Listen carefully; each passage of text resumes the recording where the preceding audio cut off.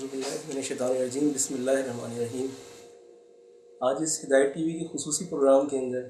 हुज्जतुल इस्लाम वल मुस्लिमीन आग़ाई सैयद सादिक ज़ोरा तकवी, जो कि मजलिस वहदत मुस्लिमीन पाकिस्तान सूबा सिंध के डिप्टी सेक्रेटरी जनरल भी हैं, उनके पास तशरीफ़ लाएँ और उनसे कुछ सवालात और उनका तफसीली इंटरव्यू यहाँ करेंगे। आग़ाई मोहतरम, सबसे पहले हम चाहेंगे कि आपकी इब्तिदाई तालीम के जो मनाज़िल आपने तय किए हैं वो कहाँ से तय किए हैं और किन किन जगहों से आपने तालीम हासिल की। बिस्मिल्लाहिर्रहमानिर्रहीम। सबसे पहले मैं आपके टीवी चैनल का शुक्रिया अदा करता हूँ कि उन्होंने ये मौका इनायत किया कि मैं अपने कुछ अराइज़ को और कुछ चीज़ों कुछ बातों को अपने उन पाकिस्तानी भाइयों बहनों के नाम कि जो इस वक्त मुल्क से बाहर ज़िंदगी बसर कर रहे हैं, ख़्वाह वहाँ सुकूनियत इख्तियार किए हुए हों या तालीम और मुलाज़मत के लिए मुल्क से बाहर हों, उनके लिए अपने कुछ अफ़कार और नज़रियात को उनके सामने पेश कर सकें। एक इल्मी घराने में आंखें खोलने के बाद, एक मजहबी घराने में आंखें खोलने के बाद, इब्तिदाई तालीम BSc के बाद मैंने ज़ाहिर तो अपनी जॉब शुरू की थी, लेकिन उसके बाद 95 में मैं पहली दफ़ा ईरान गया, उसके बाद वापस आ गया। फिर 96 में मैं दोबारा ईरान गया और 2010 तक वहाँ तकरीबन 14 साल का अर्सा बनता है जिसमें मैं ज़ेर तालीम रहा। आग़ाई अज़ीज़म, आप तालिब इल्मी से पहले कुम गए, उससे पहले पाकिस्तान में एक मुतहरिक तंजीम के जिसने इनक़लाब इस्लामी को सही अंदाज़ के अंदर मुतारिफ़ करवाया, उसके रूह रवा भी रहे हैं। कराची के Imamia student organisation Pakistan Karachi division के सदर भी रहे हैं। आप फ़ाल तरीन ज़िम्मेदार दोस्त हुआ करते थे। उस वक्त के हालात और मौजूदा हालात जो कराची के और पूरे पाकिस्तान की मिलत तशय्युअ के हवाले से नज़र आ रहे हैं, उसमें आप क्या फ़र्क महसूस करते हैं? देखिए, अगर यूँ कहा जाए तो बज़ाहिर से ये कहा जाएगा सबसे अच्छा ज़माना वो है जब रसूलुल्लाह हयात थे, बज़ाहिर या आइम्मा तहरीर मौजूद थे। अगर हम उस ज़माने को इस ज़माने से मवाजना करें, हम कहें जनाब वो ज़माना अच्छा था। ज़माना सारा अच्छा होता है, इंसान अपने अमल से ज़माने का रुख तब्दील करता है, अपना अमल करार देता है और अपने हाथों से अपनी तब्दील लिखता है। हर ज़माने के अपने हालात, शराइत, कंडीशंस होती हैं जिसकी बिना पर उसे परखा जाता है। हम ये नहीं कह सकते कि ये ज़माना ज़्यादा अच्छा था, ये ज़माना ज़्यादा बुरा है। लेकिन बहरहाल मासूमीन का मौजूद होना या इमाम ख़ुमैनी का मौजूद होना या अल्लामा आरिफ हुसैनी का या दूसरे मुजाहिदीन के जो इस वक्त हमारे दरमियान नहीं हैं, उनकी मौजूदगी बहरहाल बदरजे औला हमारे लिए काबिल फ़हम है, काबिल तसव्वुर है और काबिल सताइश है। लेकिन इसके साथ साथ जो चीज़ अहम है वो ये है कि हर ज़माने के अपने मख़सूस हालात होते हैं और हर ज़माने में जो सियासी और जोग्राफ़ी हालात होते हैं उसके मुताबिक अमल करना ही इंसान की कामयाबी की दलील होता है। बहुत से लोग थे जो आइम्मा के ज़माने थे लेकिन आइम्मा के दुश्मन थे। तो सिर्फ ज़माना अच्छा, ज़माने में मासूम की मौजूदगी ज़रूरी नहीं है, बल्कि उस मासूम की मौजूदगी के साथ साथ उसका साथ देना, हक़ का साथ देना, हक़ के मुताबिक अमल करना ज़रूरी है। मुमकिन है बहुत से लोग इमाम ख़ुमैनी के ज़माने में थे लेकिन उन्होंने इमाम ख़ुमैनी के साथ नहीं दिए, मुखालफत की, तो इमाम ख़ुमैनी की मौजूदगी से उनको कोई असर होने वाला नहीं था। इसी तरीके से बहरहाल वो चूँकि इस्लामी इनक़लाब के आगाज़ का ज़माना था और अपने उरूज पे थी तमाम बातें, तो एक जोश व खरोश ख़ास तौर पे पाया जाता था पाकिस्तान में मुसलमानों के अंदर, ख़वाह सुन्नी हों शिया हों, सब की निगाहें जमी हुई थी, मरकूज़ थी इस्लामी इनक़लाब और उसके मुस्तक़बिल पर, इमाम ख़ुमैनी पर। गर्ज़ ये कि वो ज़माना मुख्तलिफ़ जिहाद से जो है वो काबिल तसव्वुर है हमारे लिए। एक इनकलाबियत थी, एक तहर्रुक था, एक बेदारी थी और ज़ाहिर इमाम ख़ुमैनी की मौजूदगी ख़ुद एक आरिफ होने की हैसियत से, एक फ़लसफ़ी होने की हैसियत से, एक इमाम और रहनुमा और हादी और सियासतदान होने की हैसियत से, फिर नायब इमाम होने की हैसियत से उनकी मौजूदगी हमारे लिए काबिल फ़हम है और उनकी हर बात का एक असर होता था। सुन्नी हों, शिया हों, कोई भी, हत्ता कि दुनिया के मुख्तलिफ़ ममालिक में इमाम ख़ुमैनी की बात को नोट किया जाता था, लोग उससे बहुत कुछ लेते थे, सीखते थे। तो मैं समझता हूँ कि हर ज़माने के अपने हालात हैं और इस वक्त भी इस्लामी इनक़लाब भी है और इमाम के नुमाइंदे भी हैं, इनक़लाब को चलाने वाला رہبر اور رہنما بھی موجود ہے. تو ہم یہ دیکھنا کہ ہم اس زمانے میں کیا واقعاً اللہ کی خوشنودی کے لیے، امام زمانہ کے انقلاب کے لیے اور اسلامی انقلاب کی بہتری اور پائیداری کے ساتھ ساتھ جو ہمارا رہبر ہے، جو ہمارا قائد و رہنما ہے، جو ہمارا پیشوا ہے، نائب امام ہے، کیا ہم اس کے ساتھ اسی طریقے سے سنجیدہ ہیں اور اسی تندہی کے ساتھ، مستعدی کے ساتھ اس کی باتوں کا عمل پیرا ہے. نہیں، یہ چیز ہے کہ جو انسان کے عمل کو ارتقا عطا کرتی ہے، اس کو ممتاز مقام دیتی ہے. فقیر عظیم، آپ شہید کے بھائی ہیں جن کے لیے پاکستان کے اندر پہلے شہید ہیں جو نام سے رسالت کے لیے انہوں نے جان دی، تو ہم چاہیں گے کہ تھوڑا سا ان کے متعلق بھی کچھ بیان فرمائیے. دیکھیے، یہ تو ایک بہت بڑا باب ہے شہید اور شہادت کے حوالے سے کہ شہید کیا چاہتا ہے. لیکن میں سمجھتا ہوں کہ شہید نام سے رسالت، شہید علی تقوی کو علم ہو چکا تھا یا وہ آگاہ ہو چکے تھے اپنی شہادت سے. یہی وجہ ہے کہ اپنی شہادت سے کچھ دن پہلے سے انہوں نے جو ہے اپنے گھر والوں کو، اپنی زوجہ کو مختلف اشاروں، بہانوں سے، کنایوں سے اس بات کی طرف آمادہ کیا، حتیٰ کہ وہ افراد جو ان کے ساتھ تھے، ساتھ کھڑے تھے، یہ جو ابتدائے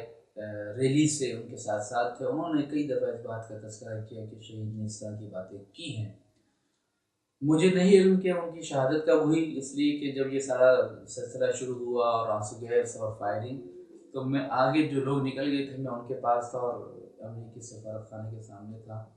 اور وہاں پہ لوگوں کو کنٹرول کر رہا تھا. تو مجھے اطلاع ملی کہ کسی نوجوان کو گولی لگی ہے اور وہ زخمی ہوئے ہیں اور کسی نے کہا شہید ہوں. مجھے اس وقت تک علم نہیں تھا، لیکن جیسے جیسے مغرب کا اندھیرا پھیلنے لگا اور وہاں پہ پھر یہ خبر ملی کہ میرے بھائی کو گولی لگی ہے اور مجھ سے کہا گیا فوراً جو ہے وہ آغا خان اسپتال پہنچیں. تو میں سمجھتا ہوں کہ ان کو شہادت کا ایک تمنا تھی ان کی، اور رسول اللہ نے، علی رضا ان کا نام تھا، جس طرح علی نے رسول اللہ کا دفاع کیا، اس طرح علی رضا نے بھی اس دور حاضر میں رسول اللہ کے ذات کے حوالے سے جو در حقیقت توہین کی گئی، اہانت کی گئی، اس پر اپنی جان کا نذرانہ دے کر نہ صرف ملت تشیع کا سر بلند کیا ہے بلکہ پاکستان کا سر بلند کیا ہے. اور ہمیں فخر ہے کہ یہ پہلا شہید ہمارے مکتب سے ہے، مکتب جعفری سے ہے، کہ جو شہادتوں کا مکتب ہے، جو روایات کی پاسداری اور امانت کا مکتب ہے، اور اسی کو یہ فخر حاصل ہے اور انشاءاللہ یہ رہے گا. عالمی انقلاب کے حوالے سے اور ظہور امام زمانہ علیہ السلام کے حوالے سے چاہیں گے کچھ گفتگو فرمائیں. دیکھیے، یہ بات تو طے ہے کہ منجی عالم بشریت، اس لیے کہ ہر مکتب میں، ہر آئین میں، ہر دین میں ایک نجات دہندہ کا، ایک منجی کا تصور موجود ہے. حتیٰ کہ ہالی ووڈ کی فلموں میں بھی اگر آپ مشاہدہ کریں گے تو سپر مین یا اسی جیسے دوسرے فرضی نام کو بھی نجات دہندہ کے عنوان سے پیش کیا جاتا ہے کہ وہ آخر میں تمام لوگوں کو نجات عطا کرتا ہے. اور میں نے کئی ایسے دستاویزی فلم دیکھی، ڈاکومنٹریز دیکھی ہیں کہ جس میں ہالی ووڈ کی فلموں کو تنقیدی نگاہ سے دیکھا گیا ہے کہ وہ کس طریقے سے امام زمانہ کے عالمی انقلاب سے توجہ کو ہٹانے کے لیے اس قسم کی فلموں سے لوگوں کے اذہان کو منحرف کرتے ہیں، توجہات کو ہٹاتے ہیں، ان کی ترجیحات کو متعین کرنے کی کوشش کرتے ہیں. غرض یہ کہ جو منجی عالم بشریت کا جو تصور ہے اس کو سپر مین، اسپائڈر مین اور اسی جیسے دوسرے فردی ناموں سے چاہتے ہیں کہ ریپلیس کریں، بدلیں، تاکہ عوام جو ہے وہ یورپ کو اور امریکہ کو یا وہ افراد جو اس وقت پوری دنیا پر چھائے ہوئے ہیں میڈیا کے حوالے سے، ذرائع ابلاغ کے حوالے سے، انہی کو اپنا نجات دہندہ سمجھیں، ملجا بابا سمجھیں. یہ بات طے ہے کہ امام موجود ہیں. یہاں پہ ایک بات میں چھوٹے سے عرض کروں گا کہ امام کے کو دو انداز سے یاد کیا جاتا ہے. امام مہدی موعود، یعنی وہ موعود یعنی جس کا وعدہ کیا گیا ہے. اہل سنت کے بھی امام مہدی کے تصور ہے، ان کے صرف موعود کا تصور ہے، یعنی جس کا وعدہ کیا گیا ہے. بعض لوگ کہتے ہیں کہ وہ پیدا ہوں گے، اور اسی وجہ سے ان کے بہت زیادہ سوالات ہیں، شبہ و شبہات ہیں امام مہدی کی ولادت اور ان کی لمبی عمر کے بارے میں۔ بہرحال ہمارے یہاں امام سے موعود نہیں ہے، موعود بھی ہیں موجود بھی ہیں۔ ظاہر سی بات ہے جو امام کو یہ سمجھتا ہے کہ وہ صرف موعود ہیں، آئیں گے، تو اس کی کوئی تحرک، کوئی بیداری، کوئی موومنٹ نظر نہیں آتی۔ لیکن جو امام کو موعود کے ساتھ ساتھ موجود بھی مانے تو پھر وہ اپنے آپ کو اپنے آقا اور مولا، اپنے سرور اور امام اور ہادی و پیشوا کی خوشنودی کے حصول کی کوشش کرے گا۔ تو ہمارے یہاں امام موجود ہیں، بظاہر امام غائب ہیں، لیکن امام غائب نہیں ہے، ہم غائب ہیں، کیونکہ ہم اصل میں ان کو نہیں کر پا رہے۔ وہ اسی دنیا میں ہیں، اسی دنیا میں زندگی بسر کر رہے ہیں، اور یوں کہوں کہ اسی دنیا میں ہمارے ساتھ چلتے پھرتے ہیں، ہم انہیں نہیں دیکھ پاتے۔ تو ہم اس فاصلے کو ختم کرنا، اور یہ فاصلہ جو ہے وہ رؤیت سے، ظاہری نظر دیکھنے سے نہیں بلکہ عمل سے وابستہ ہے۔ طے یہ ہے، خدا نے یہ طے کیا ہے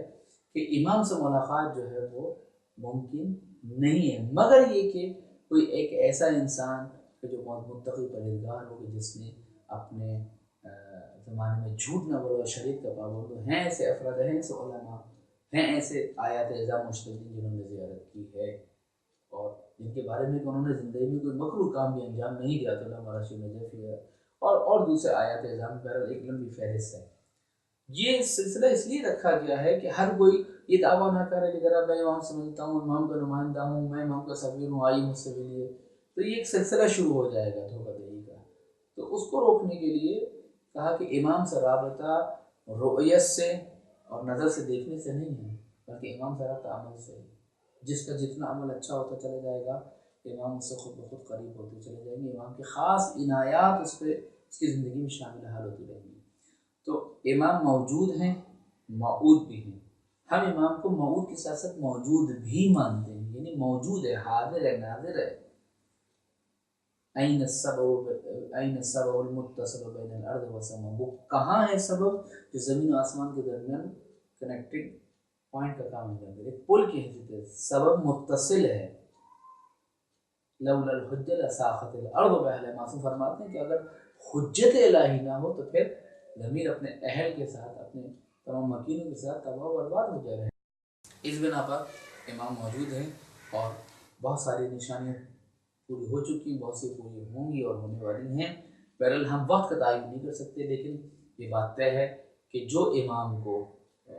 موجود مانتا ہے اور اس کے لیے کام کرتا ہے، اس کا عمل کچھ اور ہوگا۔ جو امام کو صرف موعود مانتا ہے کہ امام آئیں گے، کریں گے، ہوگا، دیکھا جائے گا، اس کا عمل کچھ اور ہوگا، واضح سی بات ہے۔ اور میں نے ایک کتاب ترجمہ کی ہے، تو اللہ استاد محترم تفسیر کے استاد تھے، ان کا نام بھی میرے ذہن سے نکل گیا تھا، آیت اللہ جواد عاملی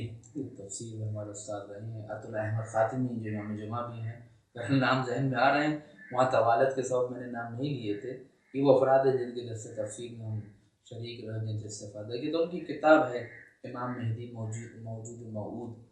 تو اس کی کچھ حصوں کا ترجمہ کیا ہے، لیکن بس کچھ بد نصیبی کے، بد توفیقی کے ترجمہ موجود ہے، لیکن جو ہے وہ کچھ مالی وسائل کی وجہ سے، کچھ وقت کی کمی کی وجہ سے پرنٹ نہیں ہو سکی۔ اسی طریقے سے خود میں نے ایک تحقیق کی تھی، دعائے عہد جو امام جعفر صادق سے منسوب ہے امام زمانہ کے لیے، اس کی شرح لکھی تھی۔ اس میں بھی 8 گروہ کا تذکرہ موجود ہے امام کے انقلاب کے لیے کام کرنے والوں کے لیے، کہ وہ 8 گروہ کون سے ہیں جو امام کے لیے کام کر رہے ہیں۔ وہ بھی تقریباً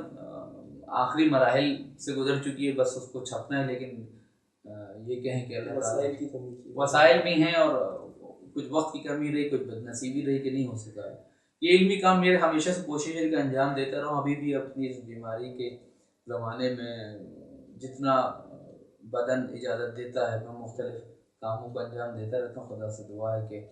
اتنی توفیق ضرور دے کہ یہ کام جو ہے منظر پہ آ سکیں۔ تو اس میں بھی انہوں نے جو ہے آیت اللہ جواد عاملی نے بڑی خوبصورت بحث کی ہے امام کے انتظار پر، کہ انتظار کرنے والوں کی کیا حقیقت ہے، انتظار کسے کہتے ہیں، مثبت انتظار کیا ہوتا ہے، منفی انتظار کیا ہوتا ہے۔ تو ہمیں ایک عالمی انقلاب کے لیے جانا ہے، اور ظاہری بات ہے کہ جب وہ عالمی امام ہے، انٹرنیشنل لیول پہ آئے گا، جو کچھ بھی ہوگا صرف ایک قبیلے، ایک قوم اور ایک عشیرے کے لیے نہیں ہوگا، بلکہ وہ تمام انسانیت کے لیے امام ہوگا، پوری انسانیت کا عالمگیر امام ہوگا۔ تو اس کا مطلب ہے کہ ہمیں پھر اسی نہج پہ جا کر اپنی ذہنی سطح کو اسی ارتقائی منازل طے کرتے ہوئے اپنی ذہنی سطح کو وہاں لے جانے کی ضرورت ہے۔ اگر ہم صرف محلے میں اور گلی میں اور اپنے انسٹیٹیوشن میں اور اپنے ادارے میں اور اپنے انجمن میں اور اپنی جماعت اور تنظیموں میں قید رہے تو ہم اس ارتقائی سفر کو حاصل نہیں کر سکیں گے یا نہیں پہنچ سکیں گے۔ لہذا اس عالمی انقلاب کے لیے، اس عالمی امام کے لیے پھر ہمیں عالمی سطح پر سمجھنے کی ضرورت ہے، عالمی انٹرنیشنل پولیٹکس کو سمجھنے کی ضرورت ہے، سیاسی حالات ہیں اور اس کے علاوہ جغرافیائی حالات ہیں، ہر ملک کے حالات ہیں، ان سب کو سمجھنے کی ضرورت ہے تاکہ امام زمانہ کے لیے کام کر سکے۔ لیکن سب سے پہلی نشانی جو اسلامی انقلاب کے لیے جو امام زمانہ کے ہاتھوں گئے رونما ہوگا اور جس کی داغ بیل ڈالی جائے گی، اللہم اجعلنی من انصاری و اعوانی، اصحاب نہیں کہ اللہم اجعلنی من اصحابی۔ کیوں؟ اصحاب میں اور انصار میں فرق ہے۔ صحابی ہمارے یہاں اس کو کہا جاتا ہے جو حالت ایمان پر معصوم کے ساتھ رہے، زندگی بسر کرے، اسی پہ جان دے، وہ صحابی کہا جاتا ہے۔ ایک مختصر ایک جامع تعریف یہ ہے، بہرحال اور بھی اس میں ڈیٹیلز ہیں جو میں بیان نہیں کرنا چاہتا، لیکن ایک مجموعی تعریف۔ لیکن انصار کیسے کہا جاتا ہے؟ نصرت، مدد کرنے والے کو۔ ہم یہ نہیں کہتے خدا ہمیں امام زمانے کا اصحاب میں سوارا دے، یعنی ممکن ہے میری زندگی وفا نہ کرے، میں مر جاؤں 200 سال بعد، 400 سال بعد، 1000 سال بعد امام کا ظہور ہو، مجھے نہیں معلوم، تو میں یہ نہیں کہوں گا، میں کہوں گا اللہم جلی امام بجائے کہ تم دعا کرو کہ تم امام کی نصرت کرنے والے ہو، خواہ ان کے زمانے میں ہو خواہ اس زمانے میں، کسی زمانے میں بھی۔ ایک حدیث معصوم کی یا امام حسین سے یا امام جعفر صادق سے، بہرحال معصوم سے حدیث ہے، لو ادرکتہ لخدمت ایام حیاتی۔ آیت اللہ مصباح یزین آفتاب ولایت نامی کتاب ہے، اس کا میں مطالعہ کر رہا تھا تو اس میں یہ حدیث ہے، اور میں سمجھتا ہوں کہ بہترین کتاب ہے اور ترجمہ ہونا چاہیے۔ ترجمے کے حوالے سے میرا کافی تجربہ ہے، بہت چاہتا ہوں کہ بہت ساری کتابوں ترجمہ ہوں، پہنچے، لیکن بس وہ وقت اور صحت بعض اوقات اور مصروفیت اجازت نہیں دیتی ہیں۔ تو اس میں بھی انہوں نے کہا لو ادرکت لخدمت ایام حیاتی، کہ اگر معصوم فرماتے ہیں اگر میں 12ویں حجت کا زمانہ درک کروں پاؤں تو میں پوری زندگی ان کی خدمت کروں۔ یعنی ایک معصوم کے لیے کہہ رہا ہے، کیوں کہ پورا هو الذی ارسل رسولہ بالہدی ودین الحق لیظہرہ علی الدین کلہ، وہی اللہ جس نے رسول کو ہدایت اور دین حق کے ساتھ بھیجا، لیظہرہ علی الدین کلہ، ظاہر کرے۔ ظاہر کرنے سے مراد ظاہر کرنا نہیں ہے، ظاہر یعنی غلبہ دے تمام ادیان عالم پر۔ تو غلبہ تو حاصل نہیں ہوا، غلبہ کب آئے گا؟ جب 12ویں حجت آئے گی، امام زمانہ کا ظہور ہوگا، منجان شریعت کا، اس وقت غلبہ ہوگا۔ تو ہمیں کام کرنا ہے اپنے اپنے زمانے میں، ہم نے بیج بونا ہے، ہم نے کام کرنا ہے، پھل دیکھے نہ دیکھیں ہمیں نہیں پتا۔ جیسے ایک باپ اپنے بچوں کے لیے گھر بنانا شروع کرتا ہے، بعض اوقات وہ گھر بنا کے اس میں رہتا بھی ہے بچوں کے ساتھ زندگی پر، بعض اوقات وہ گھر بننے سے پہلے ہی دنیا سے چلا جاتا ہے، وہ اپنے حصے کا کام کر کے چلا گیا۔ ہمیں بھی اپنے حصے کا کام کرنا ہے، اللہم اجعلنی من انصارہ۔ پہلا گروہ جو امام کا ہے اس میں نصرت ہے، اور نصرت امام کی ضروری نہیں کہ امام موجود ہوں بظاہر ونفس نفید بالمشافہ فزیکلی تو میں ان کی نہیں۔ امام کی نصرت کیا ہے؟ یعنی دین کی نصرت، یعنی انسانیت کی نصرت، یعنی مظلوم کی حمایت، یعنی ظالم کی مخالفت، یعنی ہر دور کے یزید کو برا کہنا، ہر دور کے مظلوم کو، ہر دور کے حسین کی حمایت کا اعلان کرنا، یہ ہے امام کی نصرت۔ کیونکہ امام کا ہم غم دین اور دین کا نفاذ ہے، امام کا ہم غم خدا ہے، امام کا ہم غم خدائی میسج کو، توحید کو لوگوں تک پہنچانا ہے۔ اس بنا پر امام کی نصرت کرنا چاہتے ہیں، ہم یہ تڑپ ہونی چاہیے کہ خدا کو راضی کریں، امام کو راضی کریں، اور امام و خدا کو راضی کرنے کے بعد ہم جو ہیں امام کی جو مقاصد ہیں، جو ازل من الشمس نہج البلاغہ اپنی بڑی پڑی ہے، ظالم کی مخالفت اور مظلوم کی حمایت واضح طور پر موجود ہے، اس کو لے کے چلیں۔ آج فلسطین میں ظلم ہو رہا ہے، پاکستان میں ظلم ہو رہا ہے، کشمیر میں ظلم ہو رہا ہے، افغانستان میں ظلم ہو رہا ہے، گلے کاٹے جا رہے ہیں، طالبان کو جو ہے وہ دہشت گردی کی سب سے نکال کے جو ہے لوگ جو ہیں وہ امن پسند شہری بنا رہے ہیں، لوگ آج کربلا کو جو ہے وہ 2 شہزادوں کی اور جنگ کہہ رہے ہیں، 2 اصحاب کی جنگ کہہ رہے ہیں، یہ سارے میڈیا کے سامنے ہیں، اور وہ لوگ جو ہمیشہ ترانے پڑتے ہیں طالبان کے، آج جب طالبان نے ان کو اون کیا تو وہ منہ چھپاتے کر رہے ہیں۔ تو یہ ساری باتیں ہیں، یہ ظلم ہے، یہ بھی ظلم ہے، انسانیت کا ظلم ہے، کبھی جو ہے وہ چرچوں پہ حملے ہو رہے ہیں، کبھی دوسری اقلیتوں پہ حملے ہو رہے ہیں، اور الحمدللہ خدا نے توفیق دے کہ سب کے بعد جانے کا اتفاق ہوا اور سب نے اس چیز کو بہت لائک کیا کہ مکتب تشیع کی طرف سے جو ہے وہ ہمیشہ مثبت آواز اٹھتی ہے۔ تو امام کی نصرت کرنی ہے، عالمی انقلاب اگر ہمیں لانا ہے اور ہمیں اس پہ ہم جہت ہونا ہے، ڈائریکشن میں جانا ہے، تو ہمیں امام کی نصرت کرنی ہوگی، اور نصرت کا پہلا درجہ یہ ہے کہ اپ ٹو ڈیٹ کرنا اپنے آپ کو علم کے لحاظ سے، معلومات کے لحاظ سے۔ میں اکثر کہتا ہوں کہ آپ گوگل پہ جا کے کوئی بھی ایک لفظ لکھیں، ورڈ ٹائپ کریں، تو آپ کو اس کا معنی بتا دے گا کہاں کہاں کیا کیا دنیا میں موجود ہے، کس کس حوالے سے موجود ہے، لیکن وہ یہ نہیں بتائے گا آپ کو گوگل کہ یہ صحیح بھی ہے، غلط ہے، حق ہے یا باطل ہے۔ یہ کون؟ یہ امام بتائے گا آپ کو۔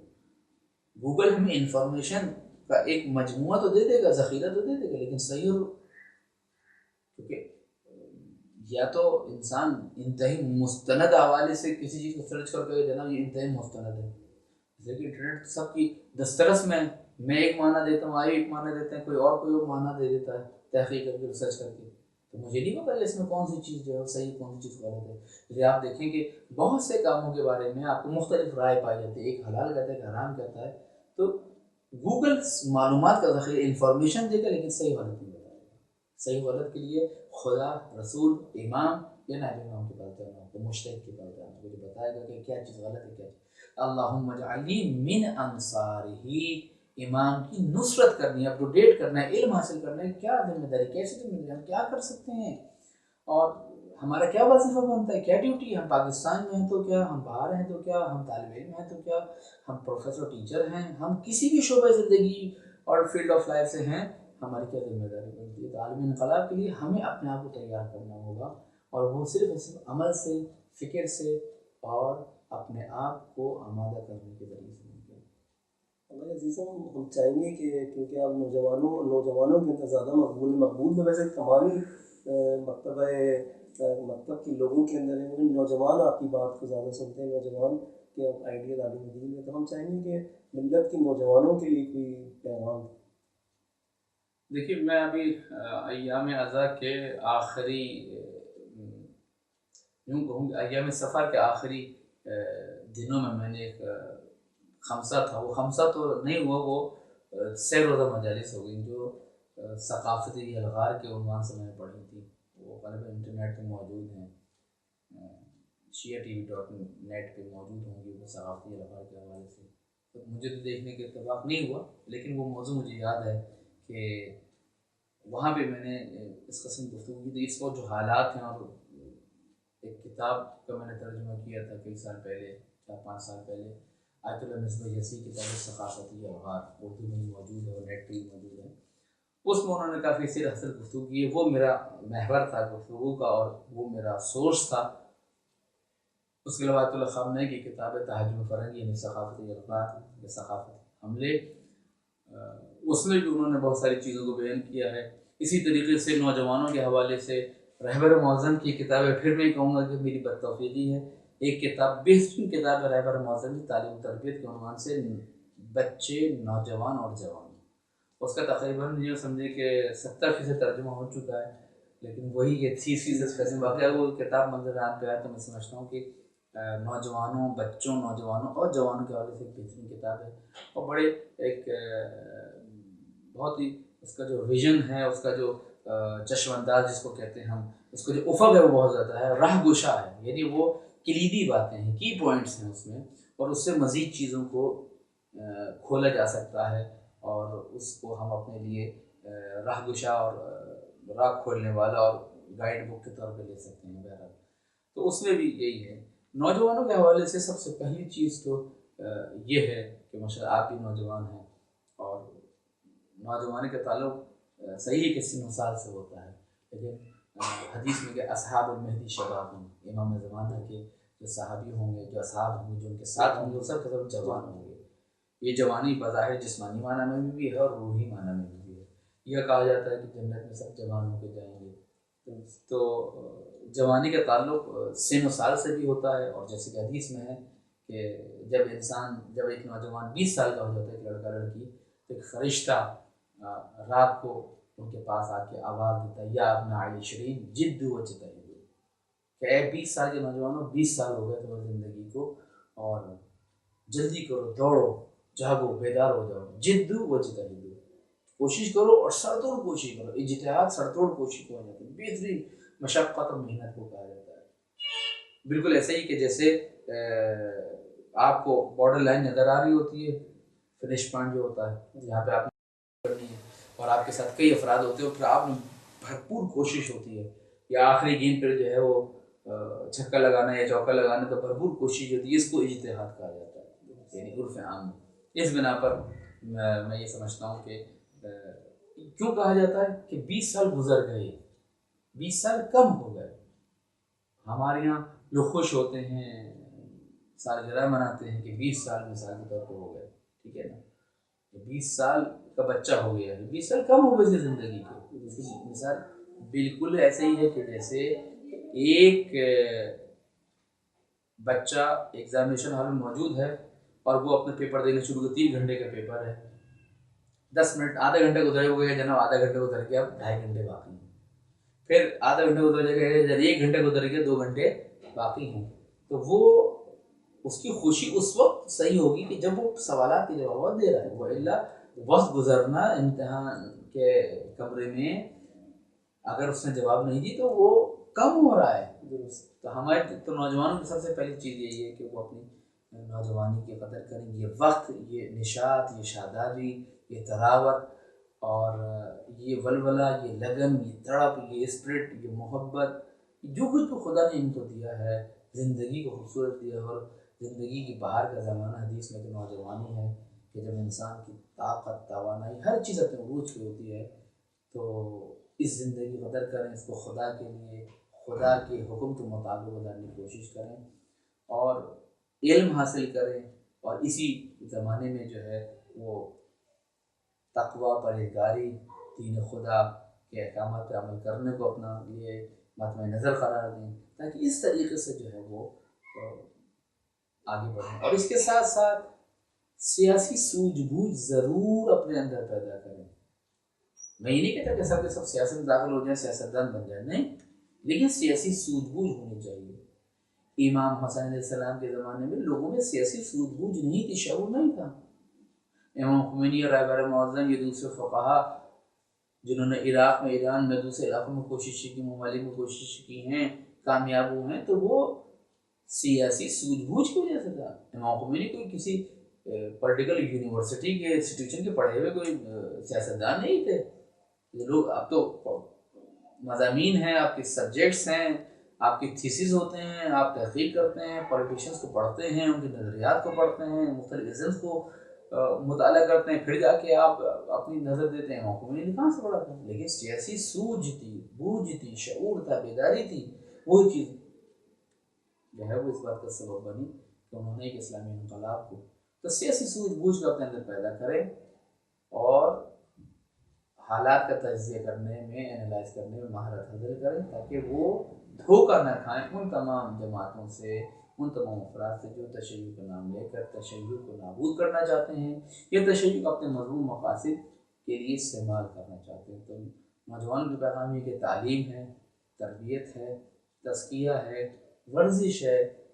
سیاسی سوجھ بوجھ ہے، یہ تمام وہی چیزیں ہیں کہ جو اسلام نے بھی جنہیں در حقیقت ایک اچھے طریقے سے نوجوانوں کے سامنے رکھا ہے کہ اپنے اندر یہ تمام چیزیں پیدا کرو تاکہ کامیاب انسان بنو. اچھی سوچ اچھے جسم کو جنم دیتی ہے، اور اچھا جسم جو ہے وہ اچھی سوچ کو جنم دیتا ہے. اس بنا پر یہ تمام چیزیں جو ہیں لازم ملزوم ایک نوجوان کے لیے، اسلامی بیدار نوجوان کے، خصوصاً وہ نوجوان جو امام زمانہ کے انقلاب میں کچھ کارآمد کام انجام دینا چاہتا ہے، مفید بننا چاہتا ہے، اپنی صلاحیتوں کو در حقیقت بروئے کار بننا چاہتا ہے. تو میری تمام نوجوانوں سے، خواہ وہ پاکستان میں ہوں، خواہ وہ دنیا کے کسی بھی گوشے میں ہوں، آئیں اسلامی انقلاب کے لیے، امام زمانے کے اسلامی انقلاب کے لیے در حقیقت ہمارا ساتھ دیں. جو کام ہم نے شروع کیا ہے اس میں ہمارے ہم آواز ہوں، اور اس میں کوئی جماعت نہیں ہے، کوئی تنظیم نہیں ہے، کوئی پابندی نہیں ہے، کوئی حدود نہیں ہے، سرحدیں نہیں ہیں. امام زمانہ کے لیے جو شخص بھی کام کرنا چاہتا ہے آئے، ساتھ دے، رابطہ کرے ہم سے. ہم ان کو مختلف کام بتائیں گے کہ آپ امام زمانہ کے انقلاب کے لیے یہ کام کر سکتے ہیں، اور میں سمجھتا ہوں نوجوانوں میں صلاحیت موجود ہے، الحمدللہ جو ہے انہوں نے کیا ہے، انہوں نے تجربہ بھی کیا ہے، انشاءاللہ دوبارہ نئے سرے سے اس کام کو آغاز کرنے کا ارادہ کیا ہے، سر اس کو آغاز کریں گے انشاءاللہ، اور خداوند تعالیٰ ہم سے دعا ہے کہ وہ ہماری ان کوششوں کو خلوص نیت کے ساتھ انجام دینے اور اسے اپنی بارگاہ میں قبول فرمائے، اور تاکہ ہم روز قیامت خدا کے سامنے سرخرو ہو سکیں۔ اور مطلب سب سے آخر کے اندر چاہیں گے کہ ہدایت ٹی وی کے لیے کوئی پیغام دیجیے آپ۔ ذرائع ابلاغ اور میڈیا کا انسانی زندگی میں کردار اور اس کا رابطہ اور رشتہ بہت گہرا ہے۔ انسان جب سے پیدا ہوا ہے وہ مختلف حوالے سے اپنی بات کو مختلف انداز سے اپنے مافی ضمیر کو اور مختلف حرکات و سکنات اور باڈی لینگویج کے ذریعے سے اپنے خیالات کو عمل کے ذریعے سے لوگوں تک پہنچانے کی کوشش کرتا رہا ہے، ہر دور اور ہر زمانے میں۔ لیکن اس زمانے میں الیکٹرانک اور پرنٹ میڈیا کا جو اپنا کردار ہے وہ ضمن شمس ہے، اس کے مثبت پہلو بھی انسانی ارتقاء میں جہاں کردار ادا کر رہے ہیں، اسی طریقے سے اس کے منفی پہلو بھی انسانی زوال اور انحطاط کا سبب بن رہے ہیں۔ ایسے دور میں ایسے ذو معانی آلات و وسائل کو استعمال کرتے ہوئے ان کے مثبت پہلوؤں کو اور ان کے در حقیقت اچھے انداز کو لے کر عوام تک پہنچانا ایک قابل ستائش فعل ہے، اور میں سمجھتا ہوں کہ اس ضمن میں جو افراد جہاں جہاں دام درہم سخن کام کر رہے ہیں، میں سمجھتا ہوں کہ وہ قابل ستائش ہیں۔ انہی ناموں میں سے ایک نام ہدایت ٹی وی کا ہے کہ جو مومنین اور بالعموم تمام انسانیت کو مختلف لینگویجز میں مختلف زبانوں میں ہدایت پہنچانے کا کام انجام دے رہا ہے۔ ہدایت ٹی وی جیسے کہ مجھے بتایا گیا ہے کہ وہ 150 کے قریب ممالک میں دیکھا اور سنا جاتا ہے، اور یہ خوش آئین بات ہے کہ 150 کے قریب ممالک میں مختلف زبانوں میں، دنیا کی مختلف زندہ زبانوں میں پروگرام پیش کرنا ایک بہت ہی بنیادی کام ہے۔ یوں ہم یہ کہہ سکتے ہیں کہ جس کی وجہ سے نہ صرف یہ کہ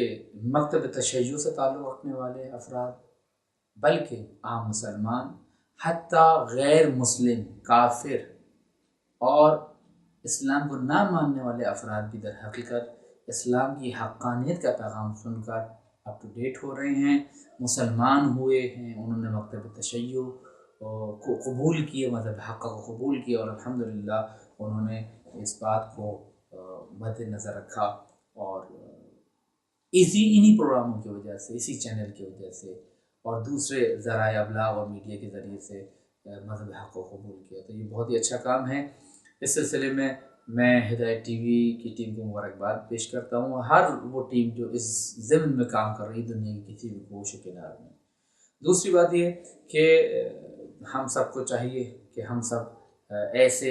فلاحی، ایسے ہدایتی پروگراموں کے لیے وقت نکالیں، جس کو جتنا ظرف ہے وہ اسی حساب سے اس کار خیر میں حصہ لے گا، وقت دے، پیسہ دے، اپنی خدمات کو پیش کرے، ماہرانہ صلاحیتوں کو بروئے کار لائے۔ انشاءاللہ خدا سے دعا ہے کہ ہمیں بھی ہدایت یافتہ کرے